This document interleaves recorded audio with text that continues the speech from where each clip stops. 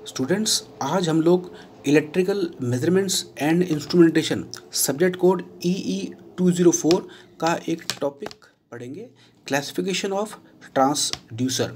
Transducer का वर्गीकरण। सबसे पहले आप देखें ट्रांसड्यूसर होता क्या है। ट्रांसड्यूसर एक ऐसी युक्ति है जो ऊर्जा को एक रूप से दूसरे रूप में परिवर्तित करती है। ट्रांसड्यूसर एक ऐसी डिवाइस है जो नॉन इलेक्ट्रिकल सिग्नल को इलेक्ट्रिकल सिग्नल में परिवर्तित करती है। इट मीन्स ट्रांसड्यूसर एक ऐसी डिवाइस है जो नॉन इलेक्ट्रिकल सिग्नल को इलेक्ट्रिकल सिग्नल में कन्वर्ट कर देती है, या हम बोलते हैं कि एनर्जी को एक फॉर्म से दूसरे फॉर्म में ट्रांसफॉर्म कर देती है। स्टूडेंट्स, आप ही ध्यान रखें, हमारे पास इलेक्ट्रिकल मीटर जो हैं, एमीटर और वोल्टमीटर, तो जो भी हमारे फिजिकल सिग्नल्स हैं उनको भी अगर हम एमीटर और वोल्टमीटर की सहायता से नापना चाहें तो हमें ट्रांसड्यूसर की आवश्यकता पड़ेगी। जैसे सपोज मैं आपको बोलता हूँ कि मुझे प्रेशर नापना है, तो प्रेशर नापने के लिए मेरे पास प्रेशर गेज है, परंतु मेरे को उसको एमीटर या वोल्टमीटर या इलेक्ट्रिकल मीटर की सहायता से नापना है, तो मुझे ट्रांसड्यूसर का उपयोग करना पड़ेगा। जैसे हम लोग बोलते हैं मुझे किसी लाइन की लंबाई नापनी है, तो लाइन की लंबाई नापने के लिए मेरे पास सबसे सिंपल है स्केल, परंतु मुझे लग रहा है कि मैं उसमें इलेक्ट्रिकल मीटर्स को यूज़ करके मैं लाइन की लेंथ नापूं, तो मुझे उसमें ट्रांसड्यूसर का उपयोग करना पड़ेगा। तो स्टूडेंट्स, ट्रांसड्यूसर एक ऐसी डिवाइस है जो किसी भी नॉन इलेक्ट्रिकल सिग्नल को, किसी भी फिजिकल सिग्नल को इलेक्ट्रिकल सिग्नल में कन्वर्ट कर सकती है। अब ये कन्वर्जन एक स्टेज में हो या दो स्टेज में हो, उसके हिसाब से इनका हम क्लासिफिकेशन करेंगे। तो आप देखें, जो ट्रांसड्यूसर है इनका क्लासिफिकेशन हम कैसे करते हैं। सबसे पहले प्रयोग में लाने के आधार पर, मतलब इनको आप किस तरह से यूज़ करते हो, इसके आधार पर ट्रांसड्यूसर का दो तरह का क्लासिफिकेशन होता है। पहला हमारा इसमें कहलाता है प्राइमरी ट्रांसड्यूसर। यह भौतिक पैरामीटर को अन्य भौतिक पैरामीटर में परिवर्तित करती है, मतलब यह फिजिकल पैरामीटर को वापस दूसरे फिजिकल पैरामीटर में कन्वर्ट कर लेती है। जैसे मान लो, मैं इसका एक छोटा एग्जांपल आप लेता हूँ। एक मेरा ट्रांसड्यूसर होता है बोर्डन ट्यूब। बोर्डन ट्यूब हमारा जो होता है वो प्रेशर को डिस्प्लेसमेंट में कन्वर्ट कर देता है। तो आप देखें, प्रेशर भी मेरी फिजिकल क्वांटिटी है और डिस्प्लेसमेंट भी मेरी फिजिकल क्वांटिटी है। इसी का दूसरा मेरा पार्ट है सेकेंडरी ट्रांसड्यूसर। सेकेंडरी स्टेज में डिस्प्लेसमेंट एलवीडीटी, जो एक मेरा दूसरा ट्रांसड्यूसर होता है, के प्रयोग से विद्युत संकेत में परिवर्तित हो जाता है। मतलब जैसे मैंने आपको बताया कि प्राइमरी और सेकेंडरी ट्रांसड्यूसर, सपोज मुझे बोर्डन ट्यूब और एलवीडीटी का यूज़ करना है और मैं प्रेशर को कन्वर्ट करना चाहता हूँ वोल्टेज के अंदर, तो सबसे पहले मैंने प्रेशर को लगाया बोर्डन ट्यूब में, तो बोर्डन ट्यूब में प्रेशर को कन्वर्ट कर दिया डिस्प्लेसमेंट के अंदर।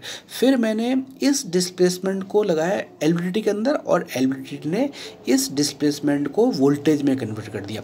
तो स्टूडेंट्स, यहाँ पे क्या समझने वाली बात है कि जो हमारा बोर्डन ट्यूब है, बोर्डन ट्यूब ने प्रेशर जो कि एक फिजिकल क्वांटिटी है उसको डिस्प्लेसमेंट जो कि दूसरी फिजिकल क्वांटिटी में कन्वर्ट किया। तो बोर्डन ट्यूब यहाँ पे मेरा कहलाएगा प्राइमरी ट्रांसड्यूसर, और जो मेरा बोर्डन ट्यूब के द्वारा डिस्प्लेसमेंट निकला, उस डिस्प्लेसमेंट को एलवीडीटी की सहायता से हमने कन्वर्ट कर दिया वोल्टेज में, तो एलवीडीटी यहाँ पे मेरा कहलाएगा सेकेंडरी ट्रांसड्यूसर।